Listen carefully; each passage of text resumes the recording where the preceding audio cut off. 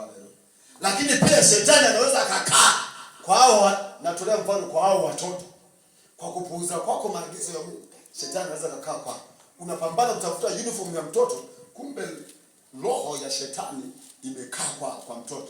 Yaani mtoto unapomsalimia, hivi wewe kwani umechelewa kurudi leo? Kumbe unapomwangalia ndio pepo tunakusomea wewe hamna uniform hapa. Hamna uniform hapa. Unasota uniform ya shilingi 5,000 kumpa mtoto, unasota. Shule inafungua, wewe subiri kwanza wiki moja. Wiki moja naye, subiri tena wiki ya pili. Unajikuta anamaliza mwezi huko nyumbani. Kumbe wewe ndio unasababisha, unapuuza maagizo ya Mungu. Ni mbaya sana mpendo uliokoka. Mbaya sana, mbaya sana, mbaya sana. Utajikuta nyumbani mlikuwa mna mafarakano. Ghafla tu mnaanza mafarakano.